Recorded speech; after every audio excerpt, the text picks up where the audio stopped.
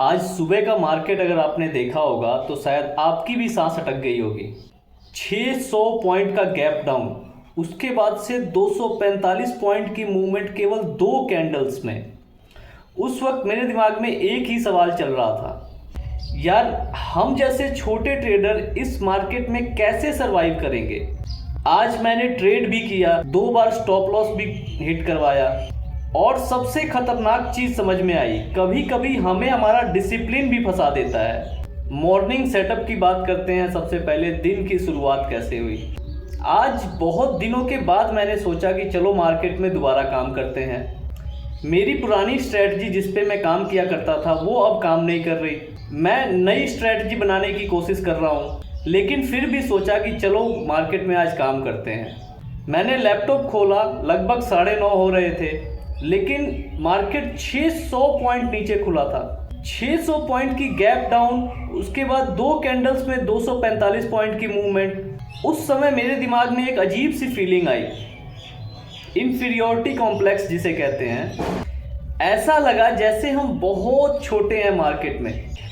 इतने छोटे छोटे रिटेल ट्रेडर आखिर बड़े प्लेयर्स के सामने कैसे सरवाइव करेंगे। मेरे दिमाग में ये सवाल बहुत ही तेजी से गूंज रहा था।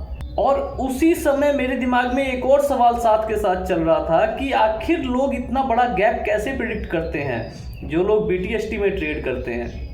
आज ही एक भाई का कमेंट आया था कि मैं 5 रुपए का ऑप्शन 500 रुपए में बेचता हूँ। तो दिमाग में सवाल आया, आखिर इन लोगों को कैसे पता होता है। क्या इनसाइडर इंफॉर्मेशन होती है या फिर कुछ ऐसा जो हमें समझ में नहीं आता। भाई आज मैंने पहली गलती जो की ना, कि जरूरी काम को छोड़कर ट्रेड किया।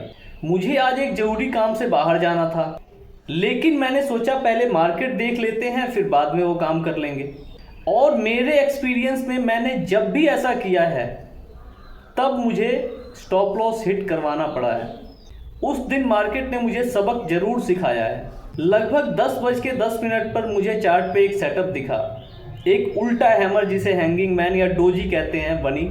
छोटा सा रेजिस्टेंस लेवल था जिसका ब्रेकआउट फेल करके वो हैमर बना था, सॉरी डोजी बना था।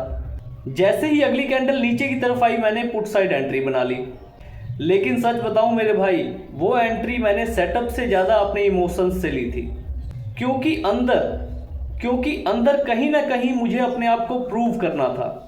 एंट्री लेते ही कैंडल पहले रेड हुई, अंदर खुशी हुई मन में। मार्केट नीचे जाने लगा, सोचा आज टारगेट मिल जाएगा, लेकिन फिर वही हुआ जो अक्सर ऑप्शन बायर के साथ होता है।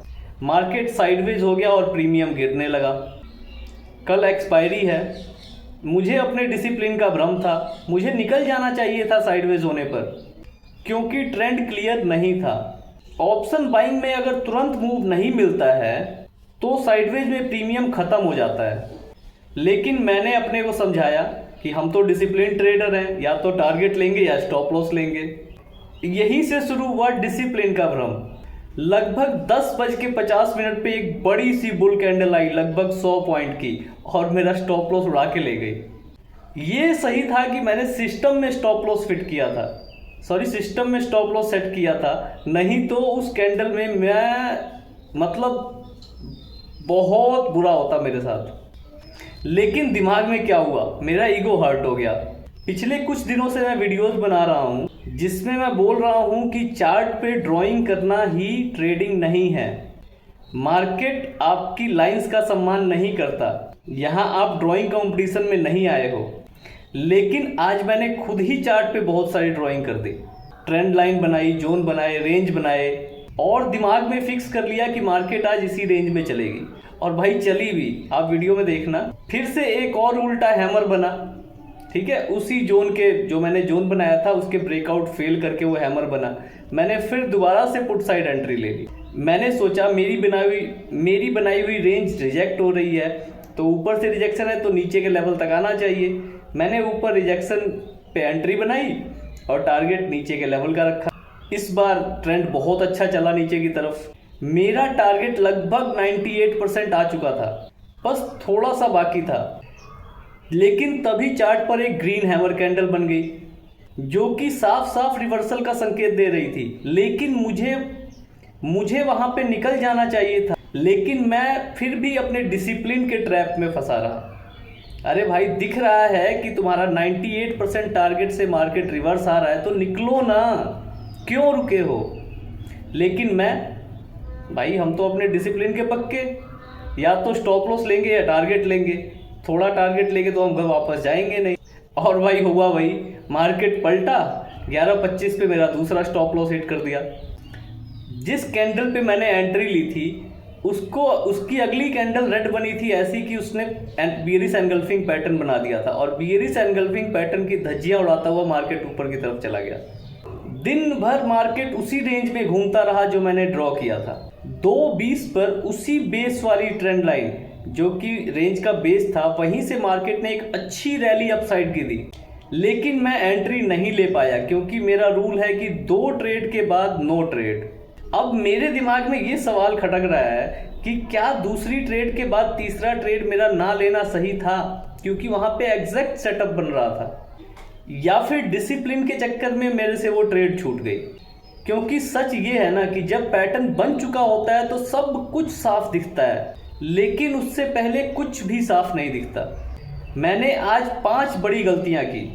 पहला, इन्फीरियोरिटी कॉम्प्लेक्स, बड़े गैप को देख के मन में एक फियर आया।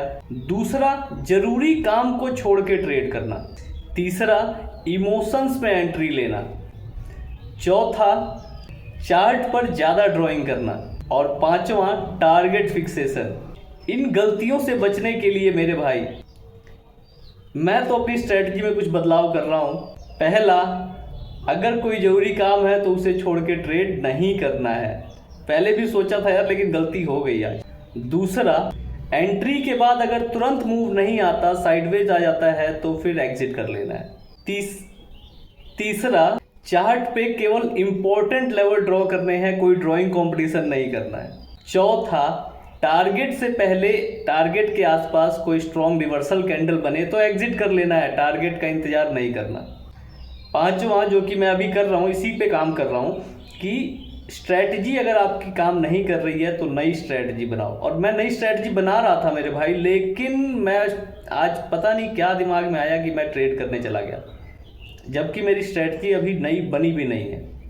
मेरे भाई, मैं हमेशा कहता हूँ ट्रेडिंग में सबसे बड़ी लड़ाई हमारी मार्केट से नहीं, हमारे खुद के दिल और दिमाग से होती है। आज मार्केट में मैंने प्रॉफिट नहीं किया, लेकिन मार्केट ने मुझे बहुत सी बातें सिखा दी। अब आप बताइए कि आपका आज का ट्रेडिंग डे कैसा रहा, लॉस हुआ या प्रॉफिट? अपनी कहानी जरूर शेयर कीजिएगा, क्योंकि एक ट्रेडर की ताकत है दूसरे ट्रेडर्स से सीखना। क्या पता मुझे आपके एक्सपीरियंस से कुछ सीखने को मिले।